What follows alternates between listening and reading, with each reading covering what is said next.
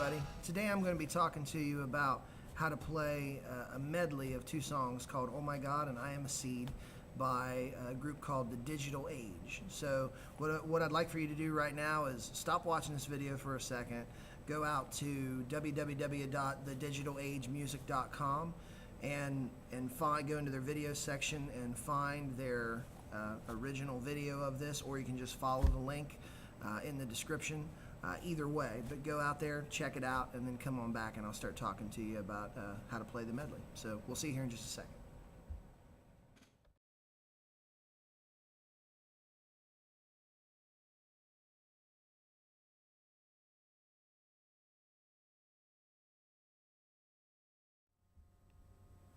Well, welcome back. I certainly hope that you took some time to watch the video, and if you did, I'm sure you were as in love with it as I was. So let's go ahead and talk about how to play it. Up front, you need to know right off the bat, I'm not showing you the way to play it. I'm just showing you a way to play it, an adaptation, because I'm assuming that they're playing in an open tuning. That was something that was real popular with the David Crowder band. They liked playing in a certain kind of open E tuning.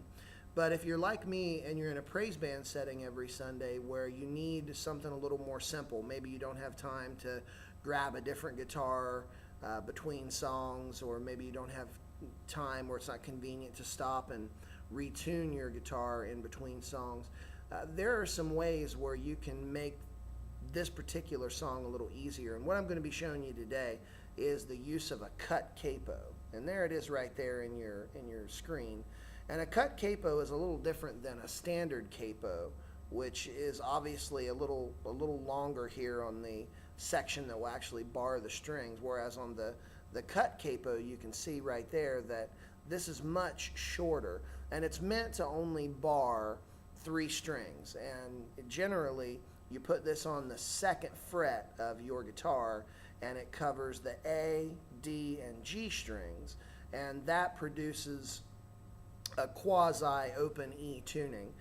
It's not a true open E tuning, but it's pretty daggone close. And so that's what we're going to be doing in our rendition of the song. We're going to be using the cut capo, and I'll be walking you through the chords in the song with this cut capo in mind. So if you don't have one, I'd thoroughly recommend you invest in one. It's a great little tool to have around, and it helps you do something a little different with your guitar. It might make your practice a little more interesting. It can be an awful lot of fun to just play around with, because the cool thing about open tunings is that oftentimes just one finger change will produce a different chord or a different sound. So you're going to need a cut capo. So if you don't have one, go get you one, and then come back and we'll start dealing with the rest of the song. So let's move on to how to play the verse of Oh My God.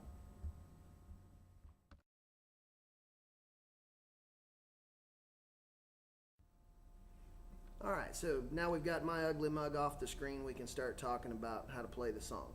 So as you can see right here, I've got my cut capo on fret number 2, and make sure that that cut capo is capoing only the A string, the D string, and the G string. Sometimes placement can be a little bit of an issue with the cut capo, so just make sure that your capo is positioned correctly. And what you'll get when you do that is, from bottom to top, low string to high string, you'll get an E, and that'll be open, that's not under the cut capo. Then moving on, you have a B, which is under the cut capo. Then you have an E, which is under the cut capo. Then you have an A on the last note here that's under the cut capo. And that's why I call this a quasi-open E tuning, because that A note takes it away from being a true, open tuning. And then your 2 high strings are the same, B and E. So once you've got that all set up and you've got that sound, you're set up and ready to go to play this song.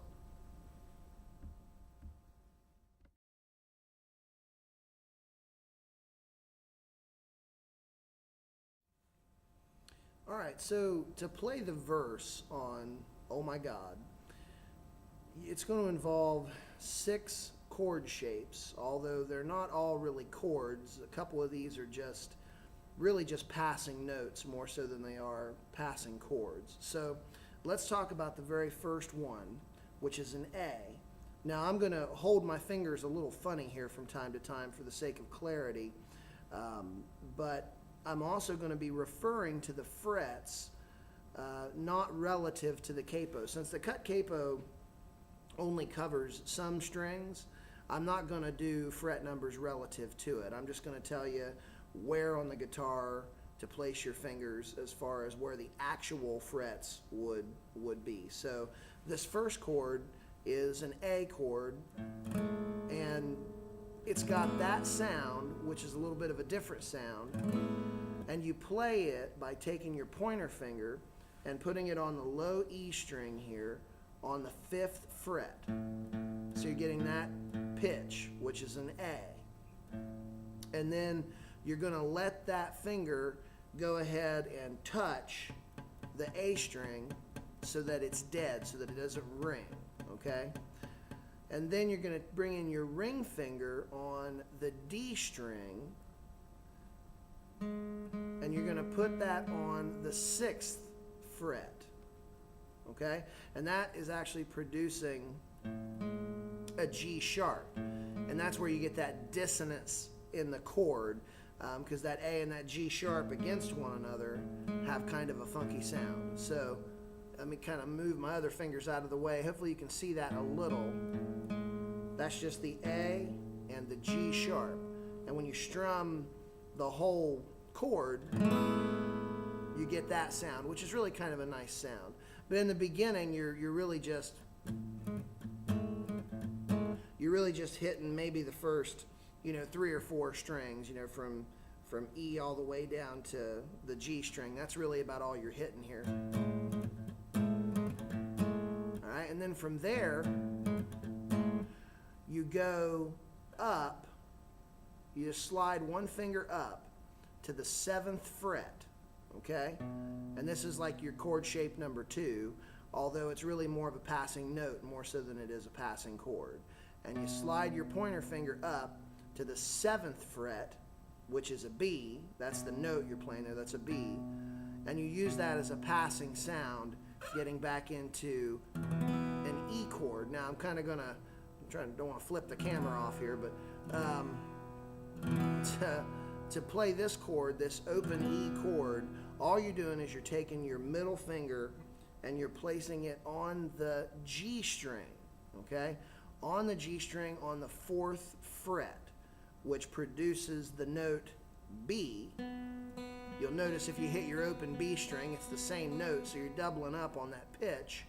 And that produces just a nice big ringing E chord with no third in it. There's no G sharp in here to really bring out that major sound. That's why they call it an open chord, open sound.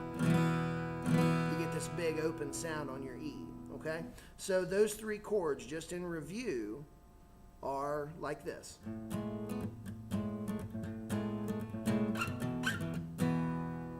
That's how you do that.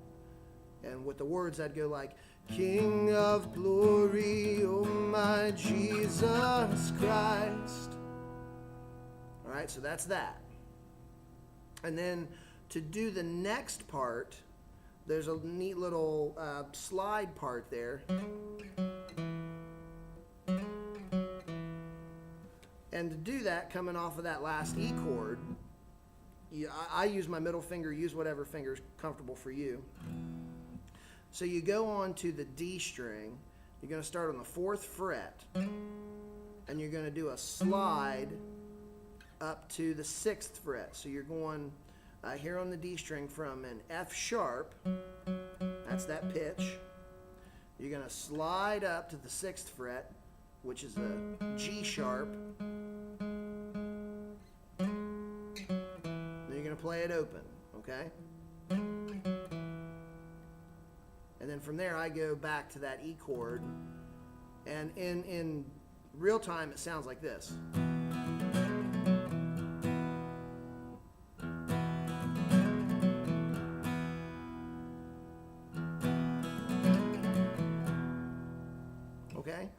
That's that part. And then to cap it off, and this is the main verse stuff that you need to know, you're going to, again, come to the D string, and you're going to do a lick that in slow motion kind of sounds like this. Now what that is you're all the way up on the 7th fret. That's an A on the D string. Okay, so you're on the D string all the way up on the 7th fret. That's the note A. And you're going to go, I just pull off to right there. So you go from 7 to 6, an A to a G sharp on the D string, then you slide down to the 4th fret, still on the D string, that's an F sharp, and then you let that go back to open, okay? And that open note on the D string, remember, is going to be an E. And then while that's ringing, I take my middle finger back to the 4th fret on the G string and play a B to get back to that sound. So it sounds like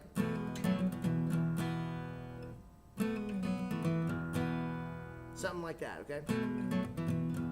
Now that may not be exactly right, but it's in the ballpark. It gives you that illusion you're after. So to put that last little lick together, it would go like this.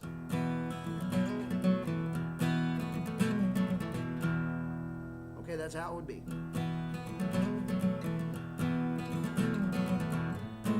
And you'll go right back to your A chord.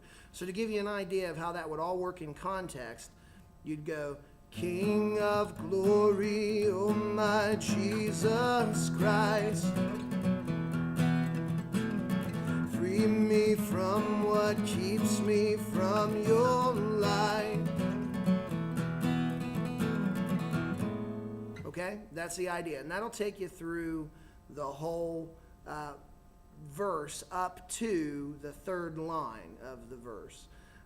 So that'll get you started there. So let's, I'll take a little break here, let you practice that, and I'll come back and I'll show you how to kind of get into the, sort of like the pre-chorus part of the tune. So we'll be right back.